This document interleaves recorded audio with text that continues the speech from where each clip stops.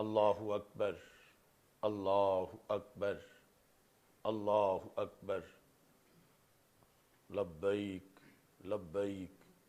لبیک یا رسول اللہ صلی اللہ علیہ وسلم۔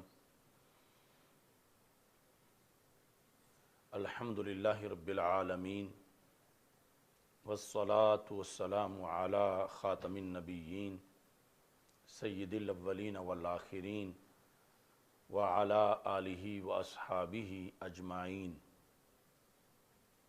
اما بعد فاعوذ باللہ من الشیطان الرجیم، بسم اللہ الرحمن الرحیم۔ محمد الرسول اللہ، صدق اللہ العظیم وصدق رسولہ النبی الکریم الامین۔ ان اللہ وملائکتہ یصلون علی النبی یا ایہا الذین آمنوا صلوا علیہ وسلموا تسلیما۔ الصلاۃ والسلام علیک یا سیدی یا رسول اللہ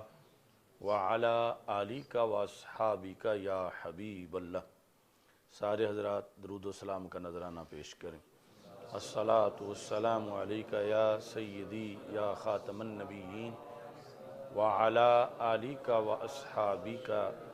یا سیدی یا خاتم المعصومین۔ مولاي صل وسلم دائما ابدا علی حبیبک خیر الخلق کلہم، منزہ عن شریک فی محاسنہ فجوہر الحسن فیہ غیر منقاسم۔ محمد تاج رسل اللہ قاطبۃ، محمد صادق الاقوال والکلم، محمد ذکرہ روح لانفسنا، محمد شکرہ فرد علی الامم۔ ربی صلی وسلم دائما ابدا علی حبیبک خیر الخلق کلہم۔ اللہ تبارک و تعالی جل جلالہ وعم نوالہ وتم برہانہ وعظم شانہ وجل ذکرہ وعز اسمہ کی حمد و ثنا، اور حضور سرور کائنات، مفخر موجودات، زینت بزم کائنات، دستگیر جہاں، غم گسار زماں، سید سروراں، حامی بے کساں، قائد المرسلین خاتم النبیین، احمد مجتبیٰ جناب محمد مصطفیٰ صلی اللہ علیہ وآلہ واصحابہ وبارک وسلم کے دربار گہر بار میں ہدیہ درود و سلام عرض کرنے کے بعد، السلام علیکم ورحمۃ اللہ وبرکاتہ۔ رب ذوالجلال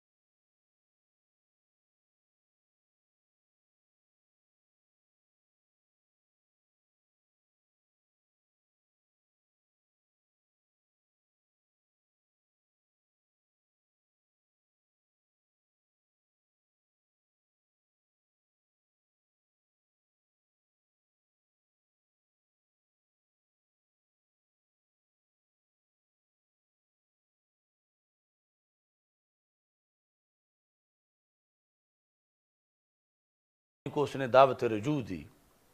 کہ تم اس سے اگلی تقریر میں توبہ کرو اور معافی مانگو۔ رجوع کا مطلب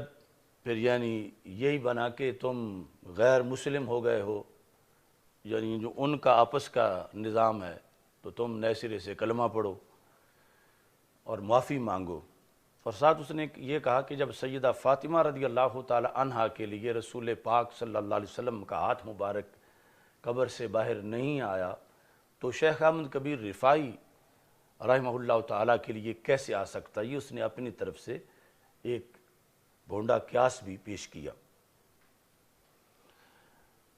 اس کی یہ گفتگو بھی یعنی سوشل میڈیا پر موجود ہے، آپ اس کا کلپ سن سکتے ہیں۔ اس نے اس میں یہ بھی کہا کہ یہ واقعہ جو تم نے بیان کیا ہے یہ کس حدیث میں ہے اور اس کی صحیح سند پیش کرو۔ کہتا ہے کس حدیث میں یہ واقعہ آیا ہے؟ تو چونکہ ان سارے لفظوں پر آگے بحث ہونی ہے، اس واسطے اس کے لفظ جو ہو تھے میں نے وہ آپ کے سامنے ذکر کر دیے۔ تو سب سے پہلے تو یہ جو حضرت شیخ احمد کبیر رفاعی رحمہ اللہ تعالی کی حاضری کا واقعہ ہے، یہ محض واقعہ ہی نہیں بلکہ رسول پاک صلی اللہ علیہ وسلم کا ایک معجزہ بھی ہے اور ساتھ ایک عظیم ولی کی کرامت بھی ہے۔ اور میں عراق میں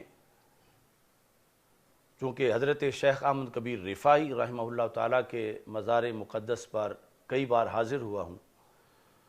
اور عراق کے اندر یہ واقعہ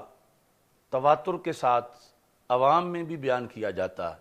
یعنی نسل در نسل لوگوں کے اندر یہ رائج ہے۔ یعنی میں جب عراق پڑھنے گیا ہوں تو اس سے پہلے اس سے باخبر تھا، کئی تقریروں میں اس کا حوالہ دیا ہوا تھا، تو وہاں کے مشائخ، وہاں کے عوام، ان سے اور دیگر کتابوں سے بھی اس واقعہ کے بارے میں بہت کچھ سنا۔ تو سب سے پہلے تو یہ ہے کہ فتاوی رضویہ شریف کے اندر یہ جلد نمبر 28 اس میں صفحہ نمبر 370 پر اعلی حضرت فاضل بریلوی رحمۃ اللہ علیہ نے امام سیوطی رحمہ اللہ تعالیٰ کے حوالہ سے اس کا ذکر کیا کہ جس وقت سید احمد کبیر رفاعی رحمہ اللہ یعنی پہلے دیگر اب جو میں حوالہ جات پیش کروں گا تو وہاں یہ بحث چل رہی ہے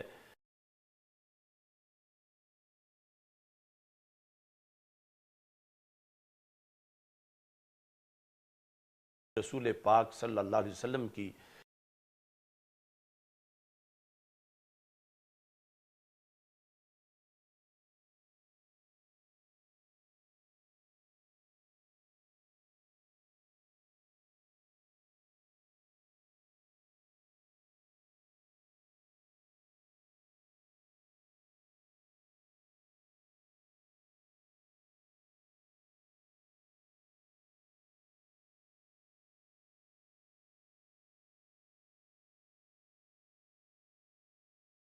بھی آتی رہتی ہے۔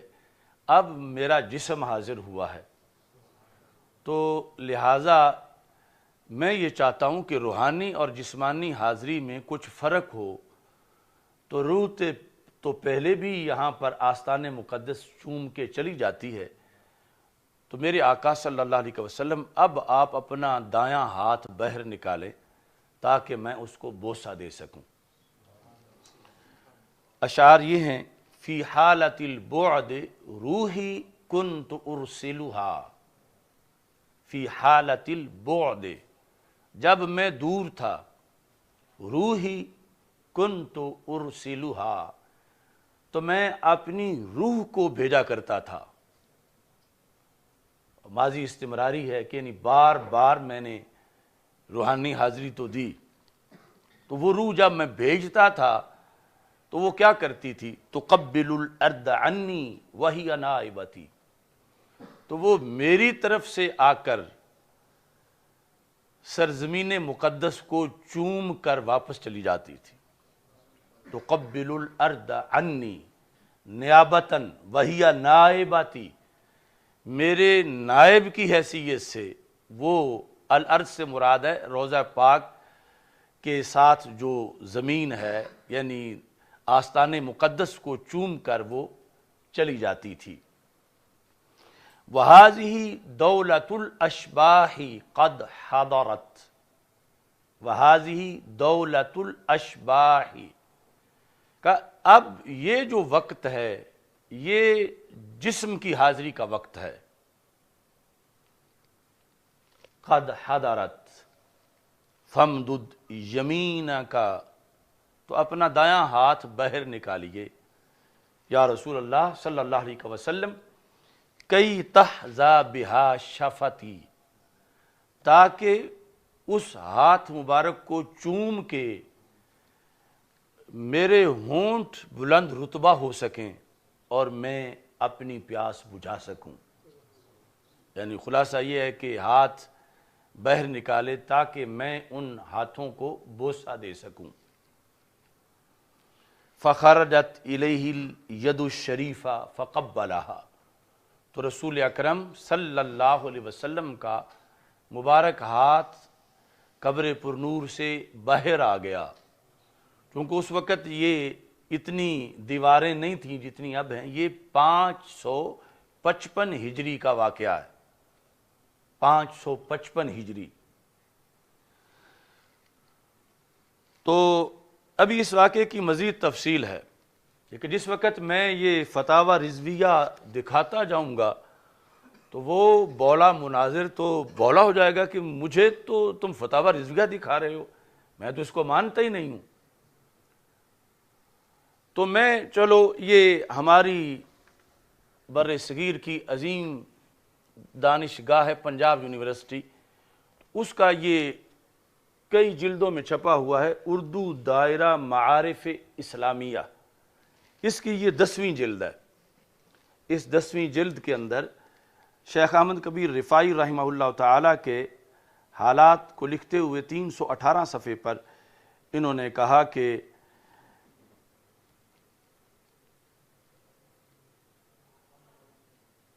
جب یہ واقعہ پیش آیا تو حضرت غوث اعظم رضی اللہ تعالیٰ عنہ بھی وہاں موجود تھے، اس مجمع میں جن لوگوں نے ہاتھ مبارک دیکھا. تو کہتے ہیں کہ مستند روایات شیخ عبد القادر جیلانی رحمہ اللہ تعالیٰ کو ان لوگوں میں سے ظاہر کرتی ہیں جنہوں نے 555 ہجری میں مدینہ منورہ میں آن حضرت صلی اللہ علیہ وسلم کا یہ عجیب معجزہ دیکھا کہ آپ نے اپنا ہاتھ مزار مبارک سے باہر نکالا تاکہ شیخ احمد کبیر رفاعی اسے بوسہ دے سکیں. اب ہو سکتا ہے کہ وہ کہے کہ یہ تو یونیورسٹی کی کتاب چلو ٹھیک ہے، لیکن میں تو ایک مفتی مناظر ہوں، میرے لیے جو قابل حجت ہو وہ پیش کر. ویسے اس کی منطق بڑی عجیب ہے، وہ کہتا ہے یہ کس حدیث میں ہے. تو اتنا تو ہر عقل مند بندے کو ویسے ہی پتہ ہے کہ جو 555 ہجری میں ہے، نہ دور صحابہ میں ہے، نہ رسول پاک صلی اللہ علیہ وسلم کی ظاہری حیات میں. اب اس واقعے کو حدیث کیسے بیان کرے؟ اس کو تو اس زمانے کے لوگ بیان کریں گے یا بعد والے پھر آگے اس کو بیان کریں گے. تو اس کا تقاضا ہے کہ یہ بھی تم حدیث سے دکھاؤ کہ کس حدیث کے اندر یہ بات موجود ہے. اگرچہ حدیث میں قیامت تک کی خبریں بعض واقعات کی موجود ہیں، لیکن پوری ساری کے ساری تاریخ جو کچھ روزانہ ہو رہا ہے اس کا تفصیلاً ذکر ہونا، یا اگر حدیث ہو واقعے کے بارے میں تو پھر ہی مانا جائے، تو یہ تو کوئی قانون نہیں. اب حضرت شیخ احمد کبیر رفاعی کو تو یہ بندہ مانتا ہے کہ دنیا میں ایک شخصیت ایسی ہوئی ہے، تو ذکر تو ان کا بھی حدیث میں نہیں ہے کہ ان کے نام کا ذکر ہو. تو اس کے بغیر جب ان کو مانا جا رہا ہے تو پتہ چلا کہ علم کے کچھ اور بھی سورسز ہیں خبر کے، اور ان کے ذریعے سے ہر بات یہ نہیں کہ جو بھی تاریخ میں وہ جھوٹی ہوتی ہے. تو مانا گیا ہے تاریخ کے ذریعے سے ہی کہ دنیا میں ایک شخصیت ہوئی ہے جن کا نام شیخ احمد کبیر رفاعی ہے. تو اس طرح پھر اس امت میں یوں بھی آگے چیزیں تواتر سے جو بھی جاتی ہیں یا اخبار مشہورہ سے یا تذکرہ مستند روایات میں آتا ہے تو انہیں اس نوعیت کے لحاظ سے مانا جاتا ہے۔ چلو ان کے لیے تو میرے پاس ان کے مذہب کا بانی اشرف علی تھانوی بھی موجود ہے۔ اب زندیق کہے گا تو اسے زندیق کہے گا، تقی عثمانی پر تو بات نہیں رکے گی۔ اور جو اس نے کہا کہ یہ مسلمان، کوئی مسلمان یہ بات نہیں کہہ سکتا، اور یہ کہا کہ تم ممبر پہ بیٹھ کے جھوٹ بول رہے تھے، اور یہ جتنے جو کچھ بھی اس نے کہا وہ سارے کا سارا تقی عثمانی کے بعد اشرف علی تھانوی پہ بالکل آ کے حملہ ہو رہا ہے۔ یہ جلد نمبر 5 ہے، الافادات الیومیہ، ملفوظات حکیم الامت، جو ان کا حکیم الامت ہے اشرف علی تھانوی۔ یہاں پر جلد اس 5ویں جلد میں 244 صفحہ ہے۔ اس کے اندر یہ موضوع چل رہا ہے کہ اللہ کے جو ولی ہیں، جب ان کی کوئی بڑی بات لوگوں کے سامنے آ بھی جائے تو وہ اس کو چھپانے کی کوشش کرتے ہیں تاکہ تکبر نہ آئے، بڑائی نہ آئے۔ اس موضوع کو بیان کرتے کرتے اشرف علی تھانوی نے لکھا، چنانچہ حضرت سید احمد کبیر رفاعی رحمۃ اللہ علیہ کا واقعہ ہے کہ وہ حضور اقدس صلی اللہ علیہ وسلم کے مزار مبارک پر حاضر ہوئے اور شدت شوق میں یہ اشعار پڑھے، وہی فی حالت البعد روحی کنت ارسلها تقبل الارض عنی وہی نائبتی وہذہ دولت الاشباہ قد حضرت فامدد یمینک کی تہزا بہا شفاتی۔ یہ دونوں شعر لکھے یعنی ملفوظات کے اندر موجود ہیں اشرف علی تھانوی کے، اور ساتھ آگے لکھا ہے، نیچے ترجمہ ساتھ لکھا ہے، فوراً ہی حضرت کا دست مبارک مزار مبارک سے فوراً انہوں نے دوڑ کر بوسہ دیا حضرت شیخ احمد کبیر رفاعی رحمہ اللہ تعالیٰ نے، اور بے ہوش ہو گئے۔ اس وقت حضور کے دست مبارک کے نور سے سورج بھی ماند ہو گیا تھا، یعنی 555 ہجری تھی، لیکن ابھی تک دست رسول صلی اللہ علیہ وسلم کی روشنی اتنی تیز تھی کہ جب قبر مبارک سے ہاتھ مبارک باہر آیا تو دن دہاڑے سورج کی روشنی پر ہمارے آقا صلی اللہ علیہ وسلم کے ہاتھ کی روشنی غالب آ گئی۔ اب اس نے بکروی نے بلا وجہ اس کا رد نہیں کیا، یعنی ان کے تو مسلک کی ہر بنیاد اس سے اس پر زلزلہ آتا ہے کہ پہلے یہ کہ رسول پاک صلی اللہ علیہ وسلم سن لیتے ہیں، سن کے سمجھ لیتے ہیں، پھر جو کوئی اپنی گزارش کرتا ہے سرکار پوری بھی کر دیتے ہیں، اور پھر جو یہ دن رات کہتے ہیں کہ معاذ اللہ ہم جیسے بشر ہیں، ہم جیسے بشر ہیں، مٹی کے ہیں، تو اس عقیدے کا رد ہے کہ یہ تو ہاتھ مبارک 555 ہجری میں بھی اتنا چمک رہا تھا کہ اس کی روشنی سورج کی روشنی پر غالب آ گئی۔ اب لکھا ہے اشرف علی تھانوی کہتا ہے کہ اس وقت 90,000 آدمی کا مجمع تھا، یعنی اس کے راوی اتنے زیادہ ہیں۔ مسجد نبوی شریف میں چونکہ حج کا موقع تھا تو 90,000 کا مجمع تھا، جس میں بڑے بڑے کتب اور غوث ابدال اوتاد بھی موجود تھے۔ حاضرین میں سے ایک بزرگ سے پوچھا گیا کہ اس وقت تم کو کچھ رشک ہوا تھا، یعنی یہ کیا تمہارے اندر بھی ہے کہ کاش کہ میرے لیے بھی رسول پاک صلی اللہ علیہ وسلم کا ہاتھ مبارک باہر نکلتا؟ تو ان بزرگ نے جواب دیا کہ میں بیچارہ کیا چیز ہوں، اس وقت تو فرشتے رشک کر رہے تھے، یعنی یہ اشرف علی تھانوی نے مزید وضاحت کر دی اس واقعے کی کہ فرشتے بھی رشک کر رہے تھے۔ پھر جس وقت سید احمد کبیر رفاعی رحمۃ اللہ علیہ کو ہوش آیا، اندیشہ ہوا کہ میں کہیں مخلوق کی نظر میں بڑا نہ ہو جاؤں،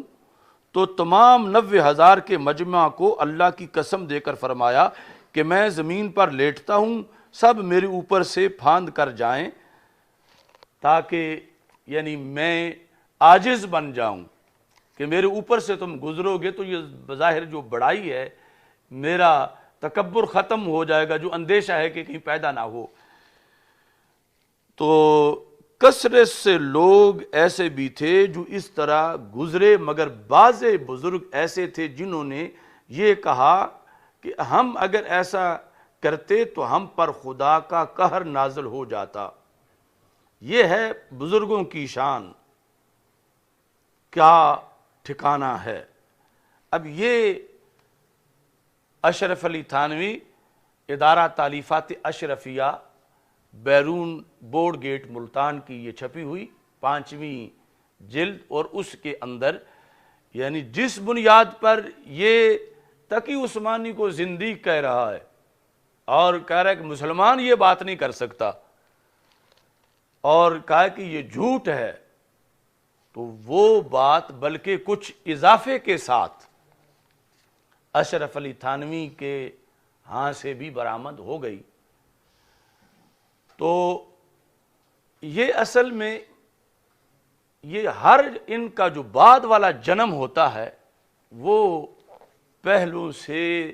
گمراہی میں فاسٹ آتا ہے۔ یعنی وہ جب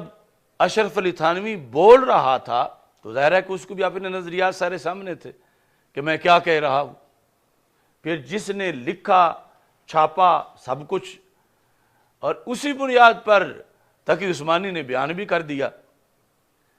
لیکن یہ جو ان کے اندر مماتی گروپ ہے، مماتی، اب فضائے اہل سنت میں ڈرون مماتیوں کا سامنے آیا ہے، تو یہ جو مماتی گروپ ہے ان کو اب یہ بھی برداشت نہیں، چلو کسی نے بیان کر دیا ان میں سے تو چپ کر جائیں، یہ آگے کہتے ہیں کہ یہ مسلمان تو بیان ہی نہیں کر سکتا، اور یہ کہ یہ زندیق ہے اور تم جھوٹ بول رہے ہو، تمہیں شرم آنی چاہیے، تم آخرت کی فکر کرو اور تم اس سے توبہ کرو، اور یہ کس حدیث میں آیا ہے۔ اب اس صورتحال کے پیش نظر ہم نے ان کو آئینہ دکھانے کے لیے اشرف علی تھانوی پیش کر دیا ہے۔ اب قانون کے لحاظ سے تو ہمیں اور کسی حوالہ کو پیش کرنے کی ضرورت ہی نہیں کہ وہ اشرف علی تھانوی سے کلیئر ہو کے پھر ہماری طرف آئیں، اس پہ سارے فتوے لگائیں اور ان کی صراحت کریں، اور جو تقی عثمانی کو رجوع کی دعوت دی اب یہ تو رجوع بھی نہیں کر سکتا، تو اس کے بعد پھر کوئی شوق ان کو ہو مناظرے کے چیلنج کا یا واہیات بولنے کا، چونکہ وہ بظاہر اس کو حیات کہتے ہیں لیکن ہے واہیات، تو پھر جو ہے وہ آگے بڑھے۔ مگر ہمارے پاس اللہ کے فضل سے اس کے بہت زیادہ حوالہ جات، یعنی امت میں جو چیزیں سینہ بسینہ یا تحریراً رائج ہوئیں جن کو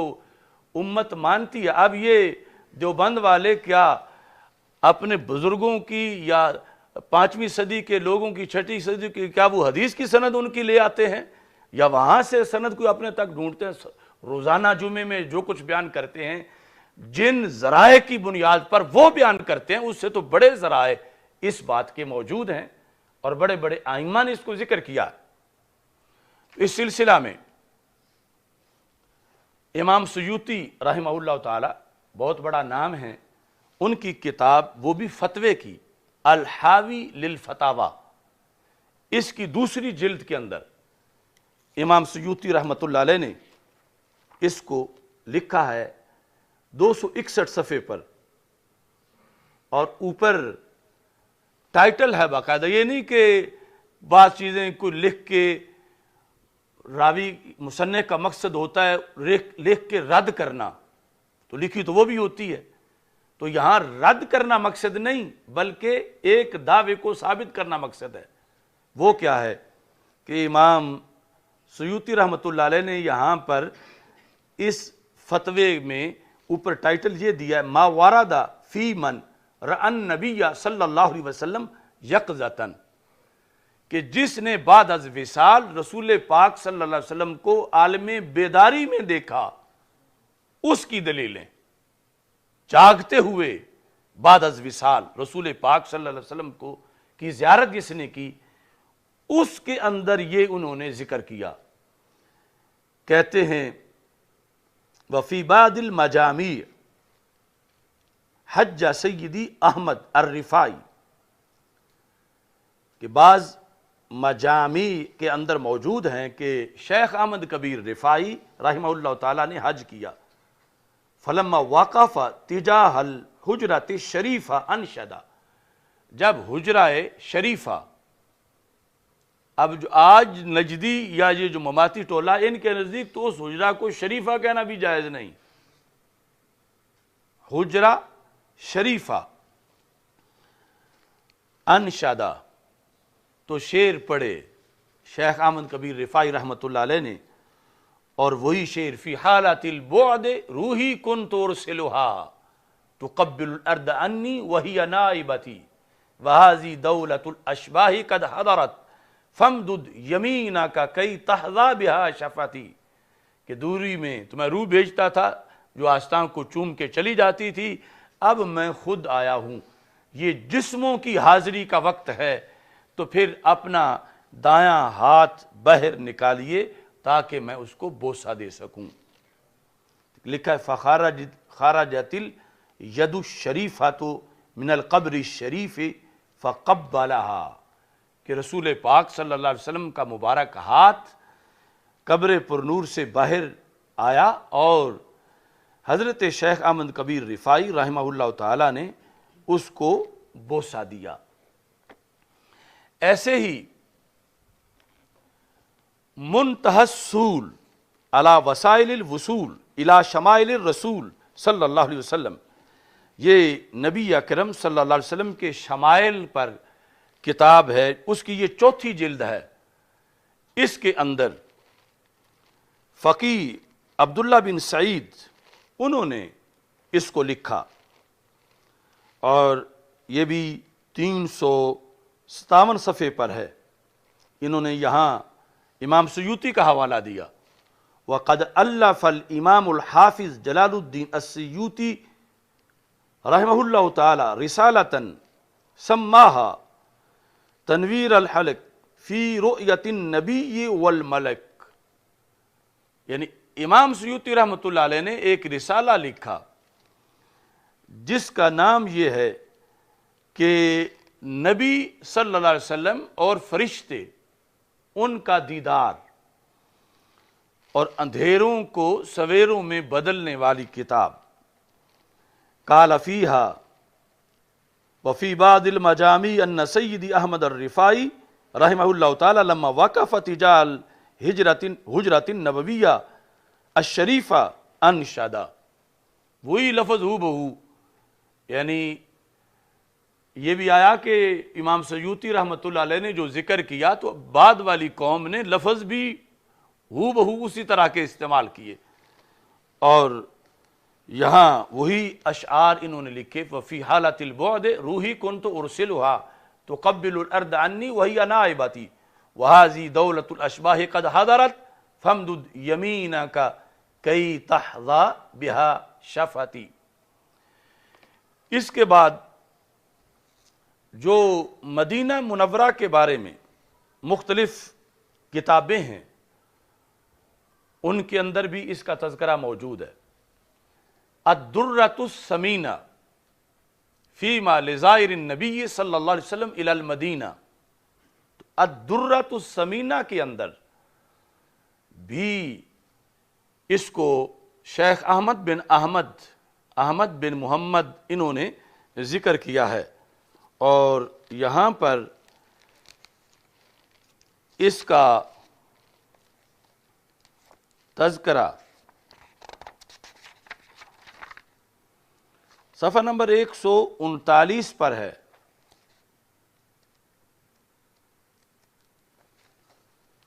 139 یہ وہی اشعار ہیں. فی حالت البعد روحی کنت ارسلھا،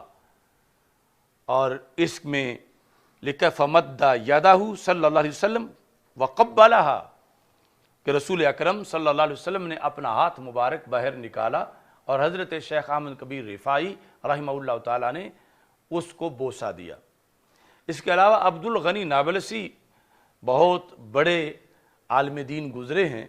ان کا جو دیوان ہے اس میں بھی انہوں نے ان اشعار کو شامل کیا ہے. جو نعتیہ دیوان ہے ان کا شیخ احمد کبیر رفاعی رحمہ اللہ تعالیٰ کی طرف سے. امام خفاجی بہت بڑے مفسر بھی ہیں اور سیرت نگار بھی ہیں. شفا شریف جو قاضی ایاز رحمۃ اللہ علیہ کی ہے، اس کی شرح نسیم الریاض، اس کے اندر بھی انہوں نے اس کو ذکر کیا ہے. یہ جلد نمبر 4 ہے. یہاں اس بات کا 543 صفحے پر تذکرہ موجود ہے، اور اس میں انہوں نے لکھا ہے وَكَانَ سیدی الشیخ احمد بن رفاعی کل عام یرسل مع الحجاج السلام علی النبی صلی اللہ علیہ وسلم، کہ شیخ احمد کبیر رفاعی ہر سال حجاج کو سلام دے کر بھیجتے تھے رسول پاک صلی اللہ علیہ وسلم کی خدمت میں. فلما زارہ، جب خود پہنچے زیارت کے لیے، واقع تجاہ مرقدہ وانشدہ، تو رسول اکرم صلی اللہ علیہ وسلم کے مرقد منور کے سامنے کھڑے ہوئے اور یہ اشعار انہوں نے پڑھے. فی حالت البعد روحی کنت ارسلھا تقبل الارض عنی وہی نائبتی وہذہ دولت الاشباہ قد حضرت فامدد یمینک کی تہذا بہا شفاتی. اب دیکھو، یعنی یہ اس امت کی شان ہے کہ پہلی امتیں تو اپنے انبیاء علیہ السلام کی گفتگو بھی محفوظ نہ رکھ سکیں. یہاں سرکار دو عالم صلی اللہ علیہ وسلم کی حدیث تو حدیث رہی، 555 سال بعد سرکار کے ایک امتی نے محبت میں سرکار کے ساتھ جو اظہار کیا، وہ بھی ہو بہو اسی طرح آگے امت نقل کرتی آئی. اور یہاں انہوں نے جو لفظ دولت الاشباہ باقی ہر جگہ آ رہا ہے، اس کی جگہ لکھا وہذہ نوبت الاشباہ ہے. یہ جسموں کی حاضری کی باری ہے، نوبت یہ اجسام کی حاضری کا وقت ہے. تو فمدد یدیک، وہ یمینہ کی جگہ یہاں فمدد یدیک، کہ اپنے دونوں ہاتھ آپ باہر نکالیں کہ تاکہ میں ان کو بوسہ دے سکوں. فقیل ان الید الشریفۃ بدت لہ فقبلھا فہنیئا لہ ثم ہنیئا. تو یہ امام خفاجی کہتے ہیں کہ دست مبارک باہر نکلا اور انہوں نے بوسہ دیا، اور ساتھ یہ تبصرے میں لکھتے ہیں فہنیئا لہ، مبارک ہو تجھ کو اے احمد کبیر رفاعی، پھر تجھے مبارک ہو، تمہارے لیے کتنے بڑے اعزازات کی خوشخبری ہے کہ اللہ نے تجھے اس شرف سے مشرف فرمایا. تو اسی کے لحاظ سے یہ مدینہ منورہ کے بارے میں مزید کتابیں میں بھی پیش کرتا ہوں. یہ کتاب ہے قلادۃ الجواہر فی ذکر الغوث الرفاعی و اتباعہ الاکابر. قلادۃ الجواہر یعنی نگینوں کا ہار. تو یہ شیخ احمد کبیر رفاعی رحمہ اللہ تعالی اور آپ کے پیروکار جو سینکڑوں ولی، چونکہ آپ اتنے بڑے ولی ہیں کہ سینکڑوں ولی، ہزاروں ولی آپ کے پھر سلسلہ رفاعیہ کے اندر موجود ہیں. تو یہ لکھنے والے بھی ابو الہدیٰ سید محمد بن حسن رفاعی ہیں، اور شیخ احمد کبیر رفاعی خود بھی سید ہیں. اس کتاب کے اندر انہوں نے صفحہ نمبر 72 پر یہ لکھا، اب یہ ساری عرب دنیا کی چھپی ہوئی کتابیں ہیں،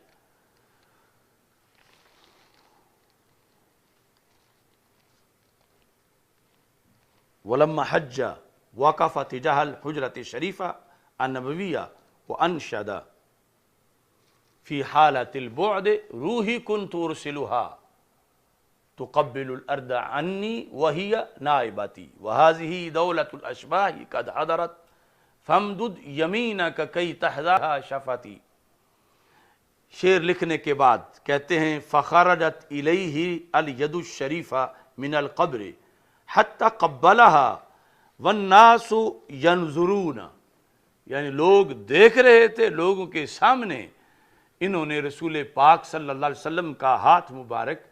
جو قبر پرنور سے باہر نکلا اس کو بوسہ دیا حضرت شیخ احمد کبیر رفاعی رحمہ اللہ تعالی نے۔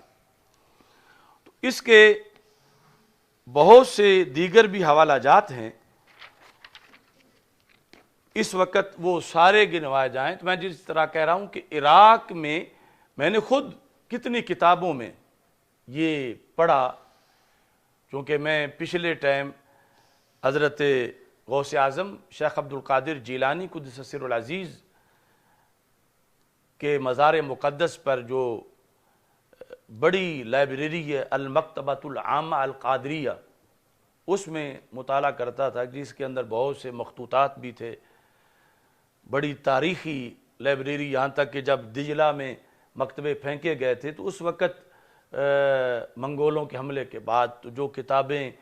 وہاں سے نکال کے رکھی گئی تھیں ان کے ساتھ باقاعدہ لکھا ہوا تھا کہ یہ منگولوں نے یہ نسخے جب انہوں نے یہاں قبضہ کیا تو دجلہ میں پھینکے، تو اس کے بعد ان کو وہاں سے نکالا گیا، کچھ پڑھے جاتے تھے کچھ نہیں پڑھے جاتے تھے، یعنی وہ بہت تاریخی لائبریری ہے۔ تو اس کی ان گنت حوالہ جات ہیں۔ اب رسول پاک صلی اللہ علیہ وسلم کی ذات کے کمال کے بارے میں تو کوئی سندیسہ بھی دے دے، یعنی حضرت صدیق اکبر رضی اللہ تعالی عنہ کو تو آ کے ابو جہل نے کہا تھا کہ وہ کہتے ہیں میں راتوں رات آسمان پہ گیا ہوں، عرش پہ گیا ہوں،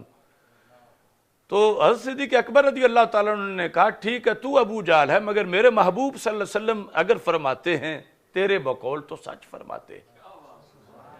اور ادھر یعنی ان کو اتنا اندر سے مروڑ ہے کہ اگر وہ بات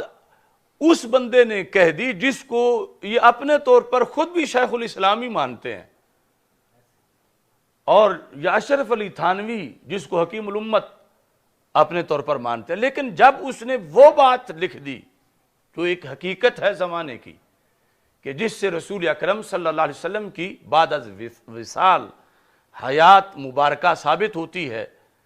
جس پر امت کا اجماع آیا ہے شیخ عبدالحق محدث دہلوی رحمۃ اللہ علیہ کے فرمان کے مطابق، تو اتنا بغض ہے ان کو کہ وہ بات اپنے نے بھی کی تو اسے بھی کہا یہ زندیق ہے،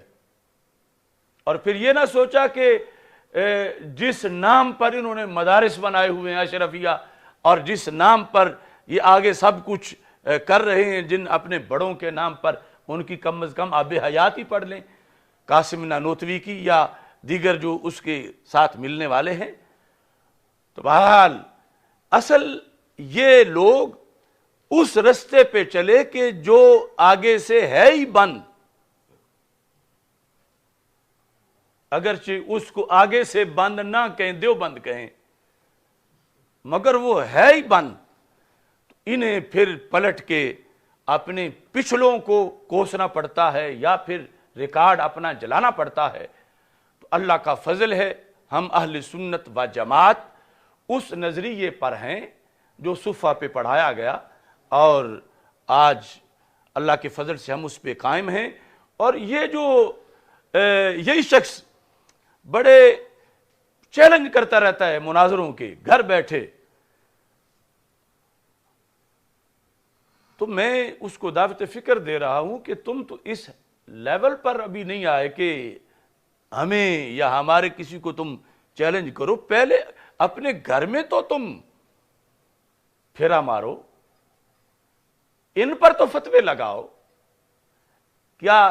یہ تمہیں اس لائق سمجھتے ہیں کہ تم ان کے مسلک دیوبند کی ترجمانی کرو کہ جو تمہارے بقول اشرف علی تھانوی زندیق بن رہا ہے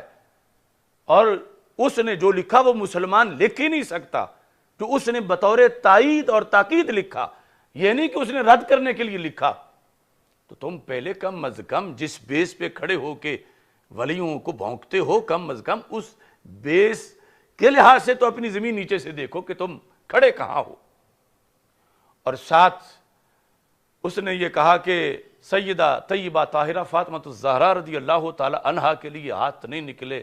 تمہارے لیے کیسے نکلتے، شیخ احمد کبیر کے لیے کیسے نکلتے؟ تو یہ بھی میں ضمن نظر کر دوں، یہ میرے ہاتھ میں سلوۃ العارفین امام غزالی کی کتاب ہے، جلد نمبر 2۔ چونکہ ہم کسی کا اتنا بھی قرض نہیں رہنے دیتے، اور اللہ کا فضل ہے کہ شاید پاکستان کے اندر سیدہ فاطمہ رضی اللہ تعالی عنہا کی شان کے لحاظ سے پہلی بار بندہ ناچیز ہی یہ حوالہ پیش کر رہا ہو، اگرچہ دعویٰ تو بڑے بڑوں کو ہے، لیکن اگر کوئی ایسا ہے تو اپنا آج سے پہلے کے ریکارڈ سے یہ حوالہ دکھائے۔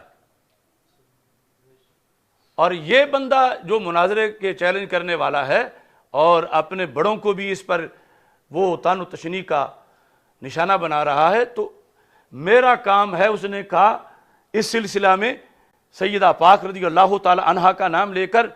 تو اب میں امام غزالی کا نام دے کر ان کی کتاب سے لکھا ہوا پیش کروں گا۔ اب یہ تیری ہمت دیکھنی ہے کہ تو امام غزالی پر فتویٰ لگاتا ہے یا کچھ شرم آ جاتی ہے۔ کتاب میں نے نہیں چھاپی،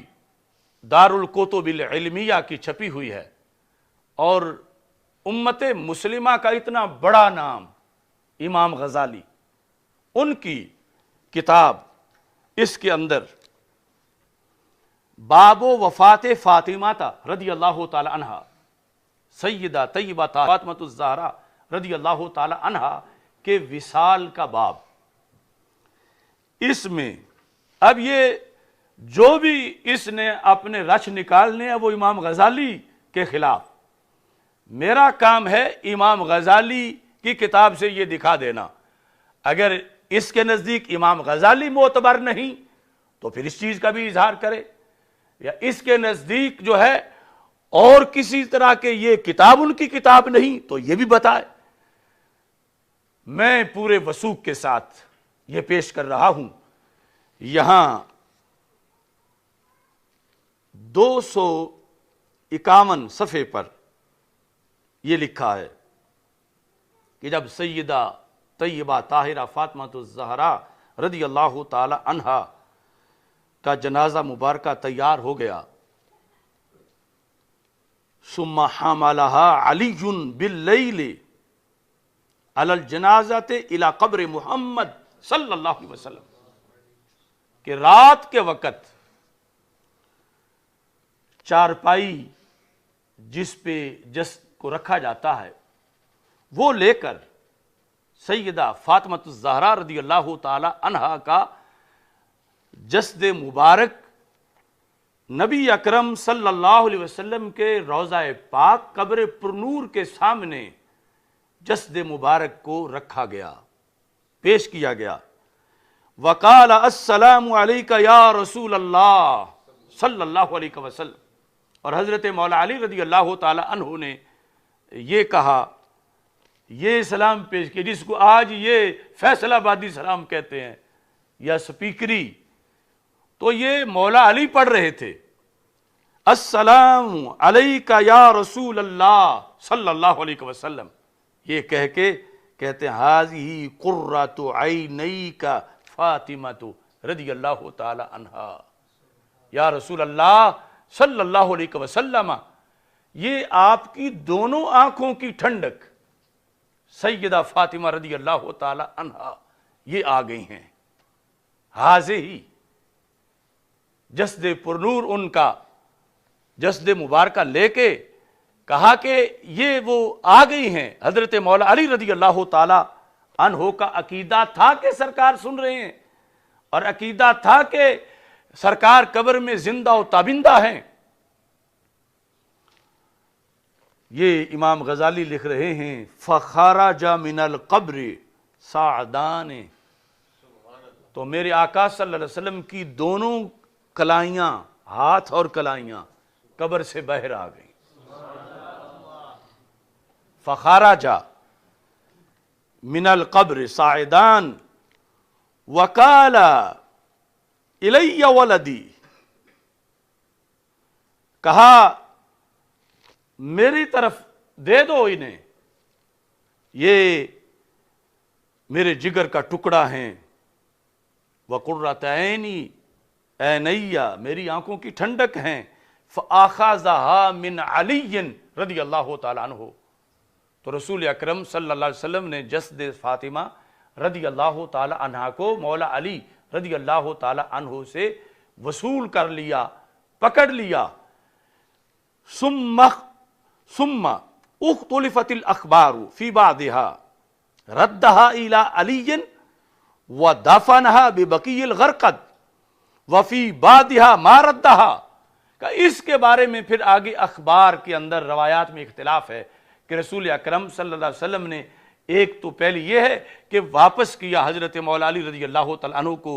جسد فاطمہ رضی اللہ تعالیٰ عنہ، اور پھر اس کو بقی شریف میں جسد مطہرہ کو دفن کیا گیا، سپرد خاک کیا گیا. اور دوسری میں ہے کہ واپس نہیں کیا. یہ اب امام غزالی کی کتاب ہے اور یہ اس کا صفحہ ہے. ہمارا مسلک اس روایت پہ قائم نہیں، وہ ہمارے دلائل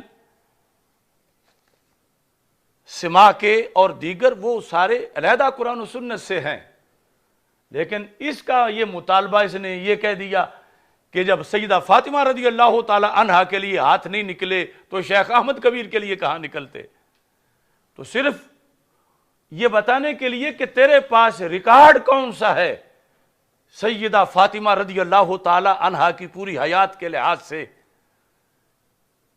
کہ کب انہوں نے تقاضا کیا یا ان کے لیے تقاضا کیا گیا تو ہاتھ نہیں نکلے. یعنی یہ بلا وجہ تھوک سے جھوٹ بولتے ہیں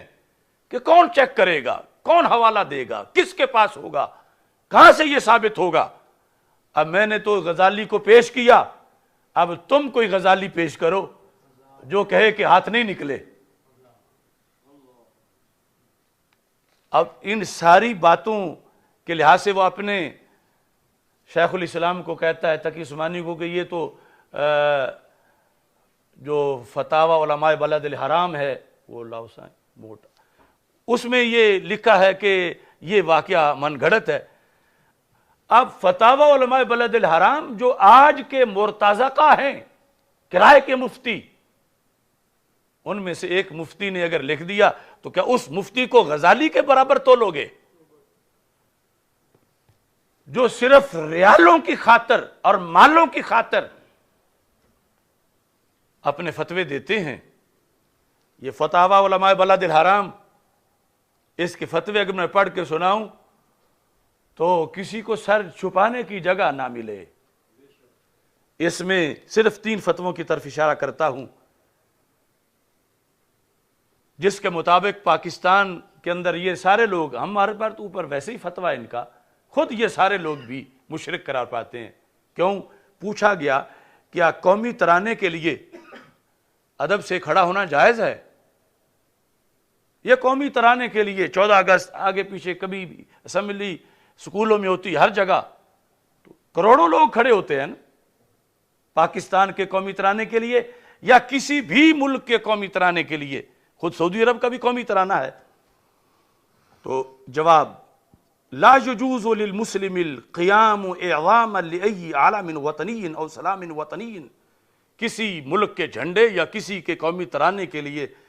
تعظیماً کھڑا ہونا مسلمان کے لیے جائز نہیں ہے. بل ہوا من البدع المنکرہ التي لم تکن فی عہد رسول اللہ صلی اللہ علیہ وسلم. وَهِيَ مُنَافِيَةٌ لِكَمَالِ التَّوْحِيدِ وَذَرِيعَةٌ إِلَى الشِّرْكِ۔ بریک شرک سے پہلے تو ان کی لگتی نہیں کہ یہ شرک کا ایک ذریعہ ہے۔ اب اگر ان کا یہ فتویٰ پاکستان کے عوام کو سنا دیا جائے کہ یہ تو تمہارے قومی پرچم کے لیے کھڑا ہونا بھی شرک قرار دیتے ہیں، صرف مزارات پہ جانا نہیں، اور قومی ترانہ سننا بھی اعزاماً تعظیماً کھڑے ہونا، چلو یہ تو ملک کا جھنڈا ہے۔ اور ان کا تو فتویٰ یہ بھی ہے کہ اگر کوئی بندہ قرآن مجید کو چومے، قرآن مجید کو، وہ باقی متبرک مقامات تو اپنی جگہ رہ گئے، خود قرآن مجید کو، تو اس کا شرعی حکم کیا ہے؟ یہ صفحہ نمبر 414 پہ ہے۔ ما حکم تقبیل القرآن، قرآن کو چومنے کا کیا حکم ہے؟ قرآن کو کہتے ہیں لا نعلم دلیلا علی مشروعیت تقبیل القرآن الکریم، کہ قرآن کریم کو چومنے پر ہمارے پاس کوئی دلیل نہیں ہے، لہذا قرآن کو چومنا بھی جائز نہیں۔ اور ساتھ یہ جو قراء تلاوت کرتے ہیں اور آخر میں کیا پڑھتے ہیں؟ صدق اللہ العظیم۔ ہم تو آگے بھی پڑھتے ہیں وصدق رسولہ النبی الکریم، تو صدق اللہ العظیم کے بارے میں پوچھا گیا، یہ صفحہ نمبر 410 پر ہے۔ حکم قول صدق اللہ العظیم عند انتہاء قراءۃ القرآن، قراءت قرآن جب ختم کی جائے تو صدق اللہ العظیم پڑھنا کیسا ہے؟ جواب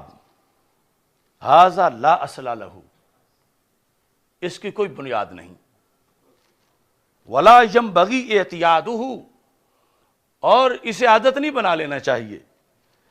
بل ہوا علی القاعدۃ الشرعیۃ من قبیل البدع، یہ بدعتوں کے قبیلے سے ہے۔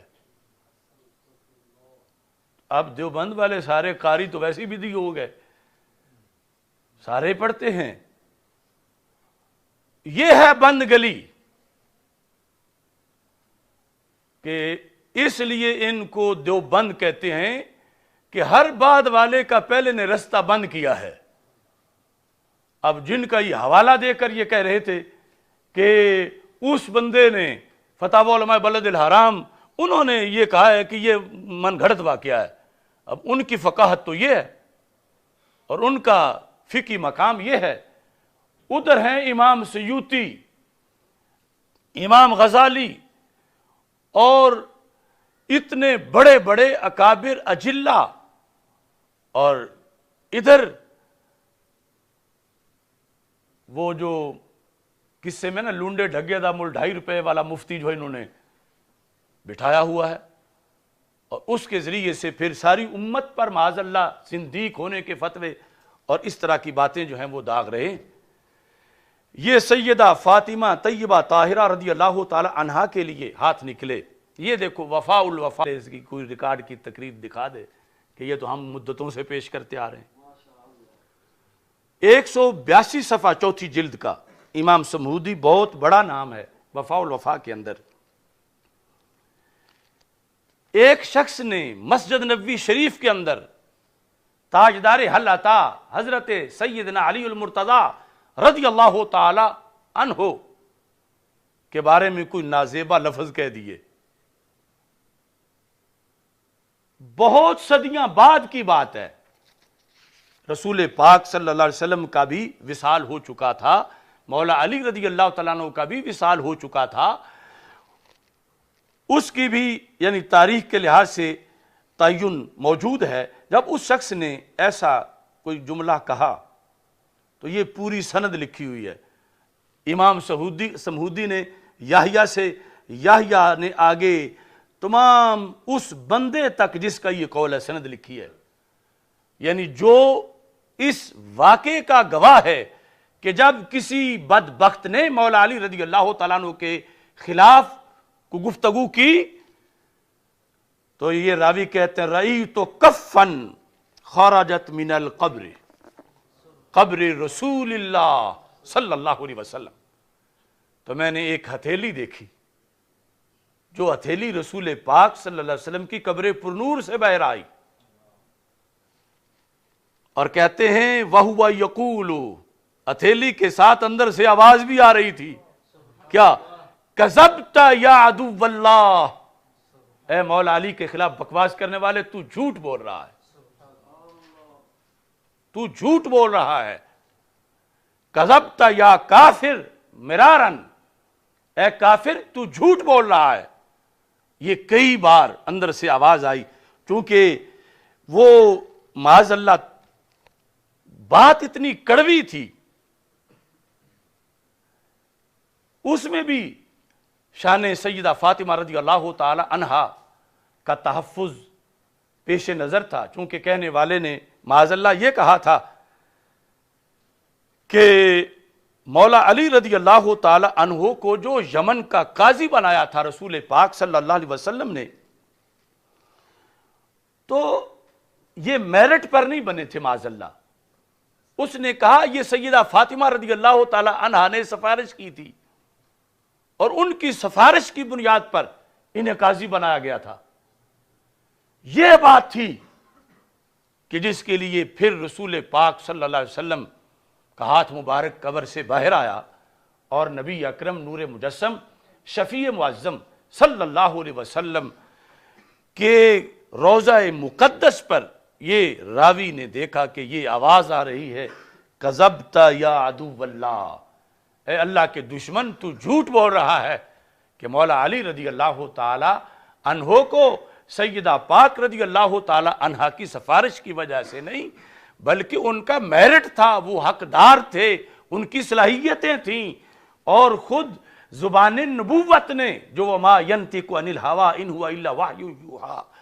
ان کا یہ فیصلہ تھا، اس کے مطابق جو ہے ان کو بھیجا گیا۔ تو یہ دیکھو، اعتراض کرنے والے تو انہوں نے صرف لاف ہی مارنی ہوتی ہے، لیکن اللہ کا فضل ہے، جو ہی فضائے اہل سنت میں کوئی ایسا کچھ چمگادڑ یا قوا رونما ہوتا ہے، تو اعلی حضرت کے روحانی ریڈار کے ذریعے سے ہمیں جب پتہ چلتا ہے تو اس طرح، اب یہ ہماری مجبوری ہے، وہ ڈرون کوئی بھی ہو، کسی کا بھی ہو، کس طرح کا بھی ہو، تو دین کا تحفظ اور دین کا دفاع یہ ایک مجبوری ہے، کیونکہ ہمارا کمپرومائز دین کے ساتھ ہے۔ آج بڑے لوگ ہیں جنہیں جب کوئی جواب نہیں آتا تو ہمیں ناسبی کہتے ہیں، تو میں کہتا ہوں جس طرح ہم ناسبیوں کی ایسی تیسی کرتے ہیں، تم بھی ذرا رافضیوں اور تفضیلیوں کی ایسی تیسی کر کے دکھا، جس طرح تم روافض اور تفضیلیوں کی گود میں جا کے بیٹھے ہوئے ہو، ہمیں بھی دکھاؤ۔ یعنی کم از کم عوام اہل سنت کو یہ سوچنا چاہیے کہ تانا تو اب قادیانیوں کو ہم کافر کہتے ہیں تو تانا تو وہ بھی ہمیں دیتے ہیں، تو صرف تان نہیں، حقیقت کہ ہم انہیں تفضیلی کہیں، رافضی کہیں، تو انہیں داد مل رہی ہے روافض سے، روافض ان کے قصیدے پڑھ رہے ہیں، اور روافض یہ کہہ رہے ہیں کہ کل تک یہ ناسبی تھے، اب یہ صحیح مسلک پہ آئے ہیں۔ لیکن ہمیں کل دیکھو یا پرسوں دیکھو یا آج دیکھو، اور اللہ استقامت دے آخری سانس تک انشاءاللہ اسی رستے پہ ہیں جسے آج فکر رضا کہا جاتا ہے، کل فکر گنج بخش کہا جاتا تھا، اس سے پہلے فکر بخاری اور فکر ابی حنیفہ کہا جاتا تھا، اور اس سے پہلے فکر حسنین کریمین کہا جاتا تھا، فکر اہل بیت اور فکر صحابہ رضی اللہ تعالی عنہم کہا جاتا تھا۔ اس بنیاد پر یہ مولا علی رضی اللہ تعالیٰ عنہ کی شان یہاں سے میں بتا رہا ہوں، کیونکہ ہم ہیں علی والے، کیونکہ میری سند پاکستان میں اجازت تدریس علوم شاید کوئی ایک بندہ بھی دوسرا نہ ہو کہ جس کی سند مولا علی رضی اللہ تعالی عنہ تک ان ائمہ کے ذریعے جاتی ہو جن ائمہ کے ذریعے میری سند پہنچتی ہے،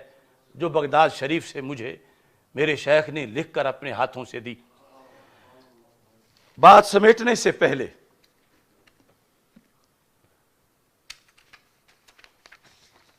ہم نے گزشتہ سال عقیدہ معصومیت کے لحاظ سے جو گفتگو کی تھی، اگرچہ اس کی بیس کئی سالوں پر محیط ہے، ہم راہ جہاد میں تھے کس پر؟ مسئلہ معصومیت میں۔ یہ تو اللہ کا فضل ہے کہ ہر کسی کا یہ حصہ نہیں کہ جو بڑوں کو کہا گیا ہو وہ اسے بھی کہا جائے، کیونکہ اس کے لیے تو بڑے لمبے سورسز چاہیے،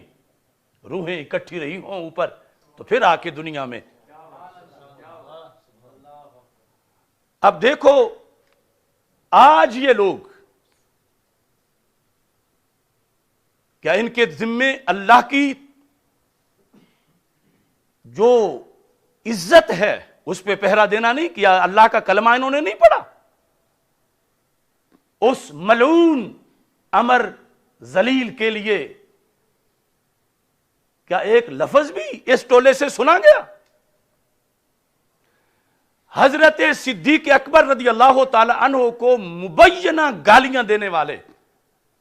باہر جا کے ان کے ساتھ بیٹھے ہوئے ہیں۔ کم از کم ہم تو جا ہی نہیں سکتے، تو اتنا تو یہ وہ قرض اتار دیتے کہ وہاں کسی سڑک پر اسے 4 جوتے ہی مار دیتے تو کچھ تو اپنا ریکارڈ صحیح کر لیتے۔ آج پاکستان میں ایک سید 3 مہینوں سے جیل میں ہے، مظفر گڑھ تحصیل جتوئی کا سید عالم دین۔ اس کا جرم کیا ہے؟ یہ اس کی ایف آئی آر میرے پاس موجود ہے۔ جرم یہ لکھا ہے اس ایف آئی آر میں کہ اس ملزم میں مذکور نے اہل بیت رضی اللہ تعالی عنہم کی شان میں گستاخی کی۔ یہ گستاخی کر رہا تھا، یعنی وہ شکایت کرنے والا کہتا ہے کیا گستاخی کر رہا تھا کہ میں نبی صلی اللہ علیہ وسلم کے بعد کسی کو معصوم نہیں مانتا، میں فاطمہ الزہرا رضی اللہ تعالی عنہا کو معصوم نہیں مانتا۔ یہ جرم بتا کر ایف آئی آر کٹوائی گئی ہے۔ تو یہ تو ہمارا 14 صدیوں کا عقیدہ ہے، یہ نوبت کیوں پیش آئی؟ یہ جو ہمیں کہتے ہیں کہ ہم بھی کہتے ہیں کہ کوئی اور معصوم نہیں، نبی صرف معصوم ہیں، ہمارا بھی سیدہ پاک رضی اللہ تعالی عنہا کے بارے میں معصومہ کا عقیدہ نہیں، تو میں کہتا ہوں کہاں مرے ہوئے ہو؟ تمہارے عقیدے کو جو کتابوں میں ہے، جب تم نے بیان کرنا چھوڑا اپنے جلسوں میں، یا جس نے بیان کیا تم نے خود اس پہ حملہ کیا، تو آج غیروں نے تمہارے عقیدے کو گستاخی قرار دیا۔ یہ پاکستان کی حکومت کی ایف آئی آر میں اس عقیدے کو گستاخی لکھا ہوا ہے جو قرآن میں ہے، جو سنت میں ہے، جو اہل بیت کا عقیدہ ہے، جو 14 صدیوں کا عقیدہ ہے، جو داتا صاحب کا عقیدہ ہے۔ یہ نوبت کیوں پیش آئی؟ کہ انہوں نے پہلے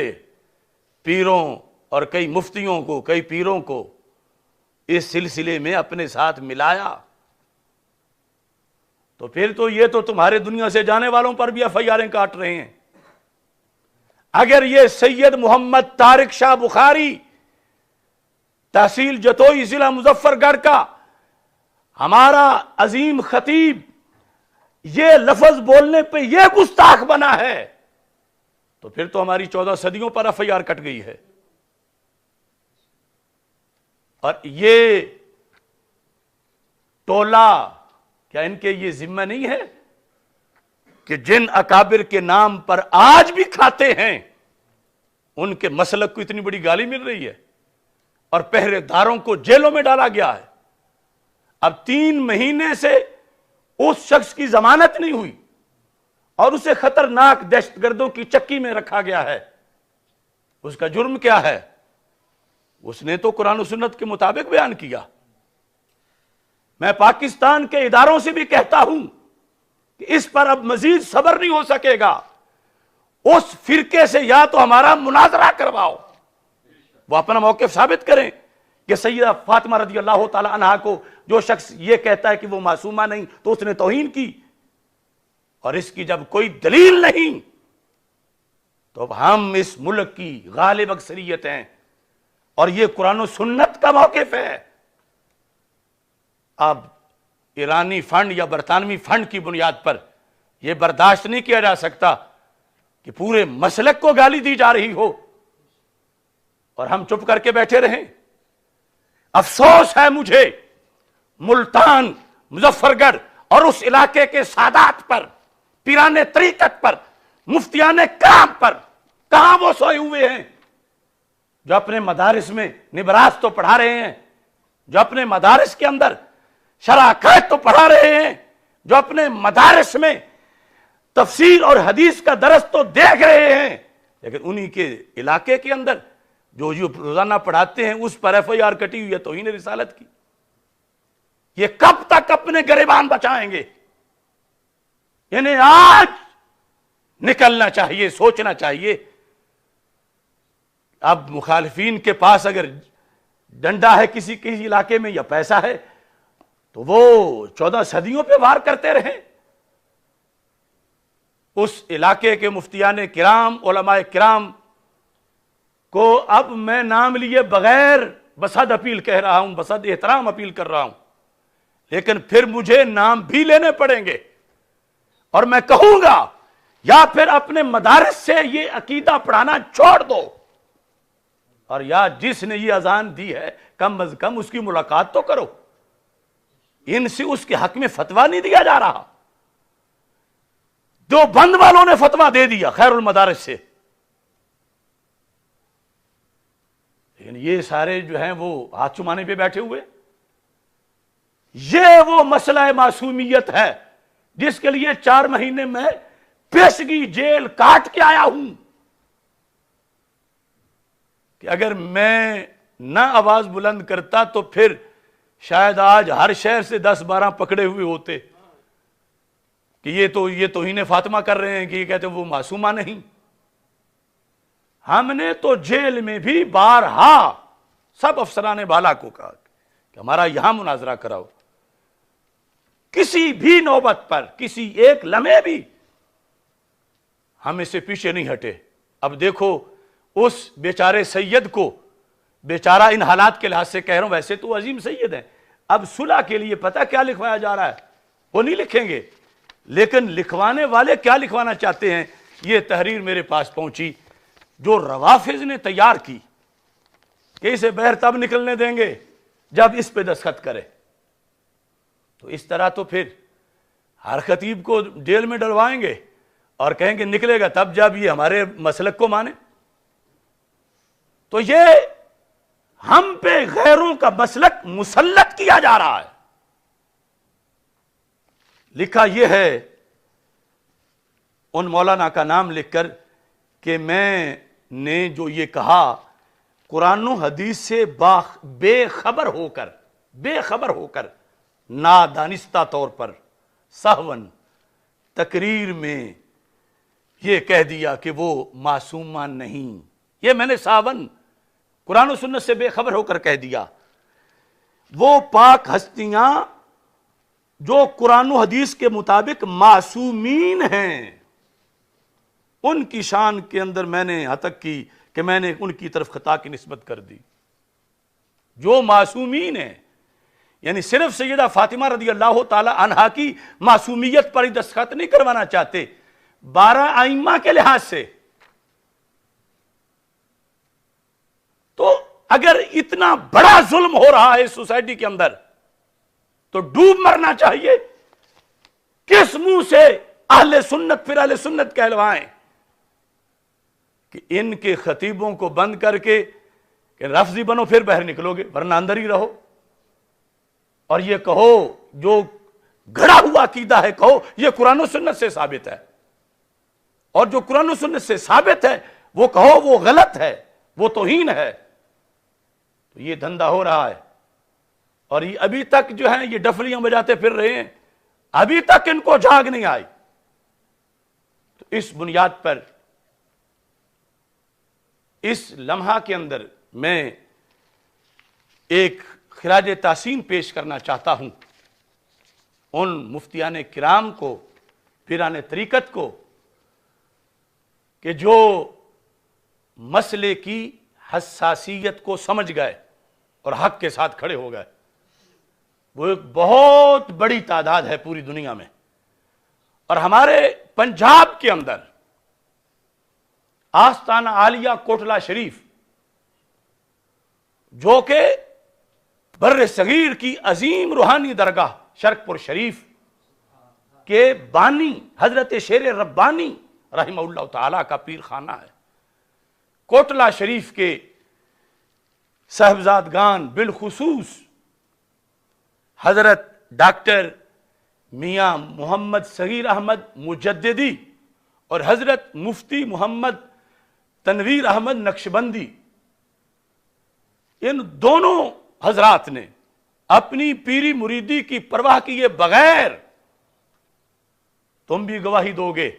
یہ میں کوئی ان کی خوشامد نہیں کر رہا، اور نہ اس لیے کہ وہ اس موقف پہ نکلے کہ میری بات تھی، نہیں، وہ اہل سنت کے لیے نکلے، وہ مجدد الفیضانی کے لیے نکلے، وہ امام احمد رضا بریلوی کے لیے نکلے، وہ شیر ربانی کے لیے نکلے، اور سینہ تان کے کھڑے ہو گئے، اور اب بھی کھڑے ہیں۔ کچھ بدبخت ان کو گالیاں دے رہے ہیں، ان کے خاکے بنا رہے ہیں۔ میں مذمت کرتا ہوں ایسے لوگوں کی، حق پرستوں کا کچھ نہیں بگڑے گا، لیکن ایسی حرکتیں کرنے والے، ان کا نام و نشان مٹ جائے گا۔ یہ دونوں شخصیات ہمارے ساتھ سال ہا سال سے، غازی ممتاز حسین قادری کی تحریک ہو تو جنہوں نے داتا صاحب تشدد برداشت کیا، جب بڑے بڑے لیڈر غیر حاضر تھے، وہ میاں مفتی محمد تنویر احمد صاحب ہیں۔ میاں صغیر صاحب اس زمانے میں ہمارے ضلعی صدر تھے جب ابھی تحریک چل رہی تھی۔ فیض آباد سے پہلے وہ دھرنا جو غازی صاحب کے چیلم پر ڈی چوک میں تھا، جو ریئل دھرنا تھا،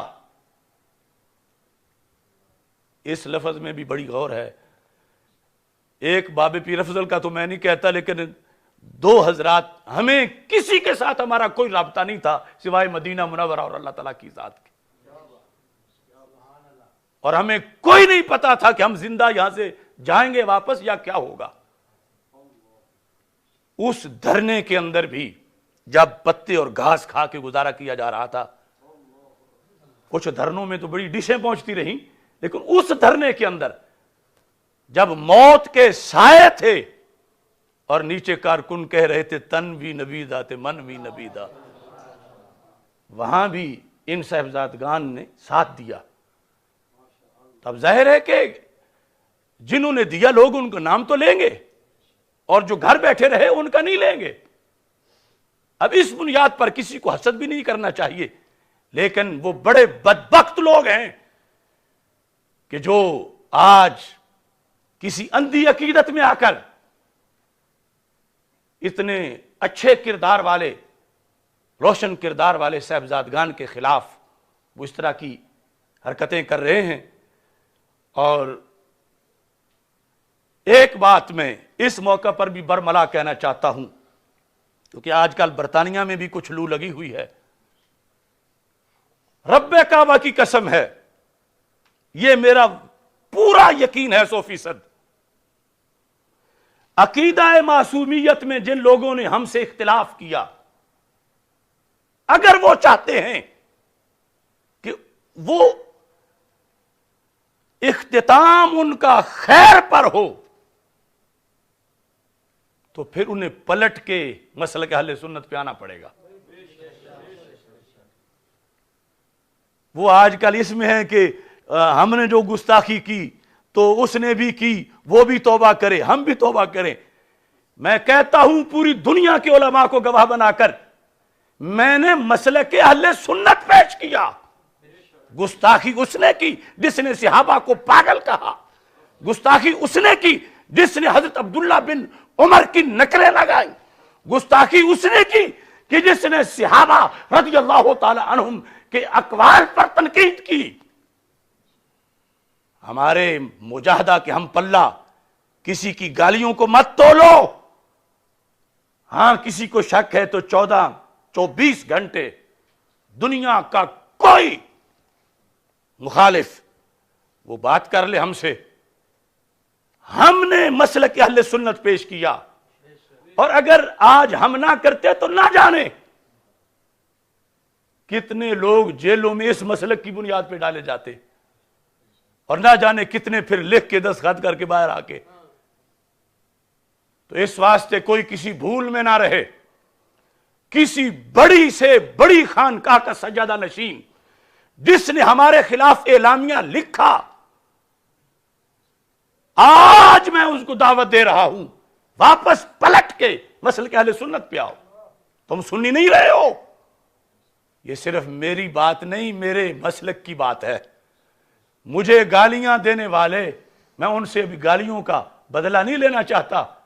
لیکن مسلک سے بات کرنے والوں کو شریعت معاف نہیں کرتی تو ہم کیسے معاف کریں؟ اور جس وقت کوئی سید کفر سے نیچے نیچے گمراہی پر ہو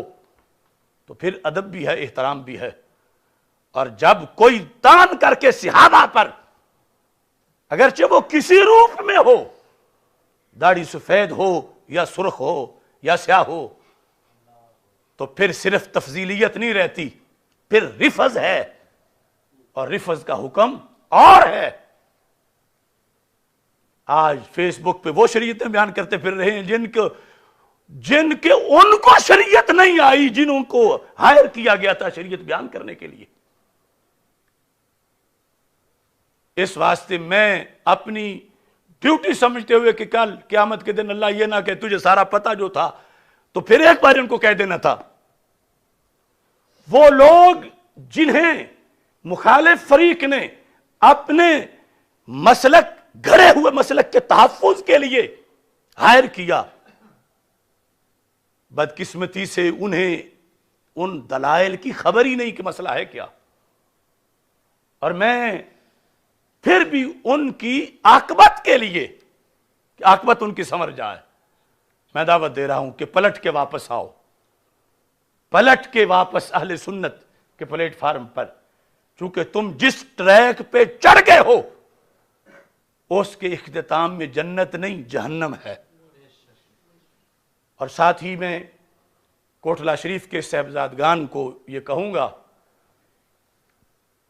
چونکہ ہم نے تو اس سلسلہ میں جتنا میڈیا ٹرائل برداشت کیا ہے ان سالوں میں، اور کوئی شخص شاید ہی ہو جس کی اتنے خاکے بنے ہوں، جس کو اتنی گالیاں دی گئی ہوں، جس کے پتلے جلائے گئے ہوں، جس کے خلاف دھرنے دیے گئے ہوں، جلوس نکالے گئے ہوں، پریس کانفرنسیں کی گئی ہوں، اسمبلیوں میں قراردادیں جعلی منظور کروائی گئی ہوں۔ حق کی خاطر یہ شرف صرف میرا ہے، اور میں ان صاحبزادوں کو کہتا ہوں کوئی بات نہیں، کوئی بات نہیں، گھبرانے کی کوئی ضرورت نہیں، یہ تو چل اڑانے کے لیے۔ وآخر دعوایا ان الحمدللہ رب العالمین۔ ضروری اعلان سن لیں، انشاءاللہ کل رات بڑا ہی تاریخی سیمینار، اصل روز ہی تاریخی ہونا شروع ہو گیا ہے، تو بڑا ہی تاریخی سیمینار، رؤیت ہلال سیمینار، اس کا انعقاد ہوگا نماز مغرب کے بعد۔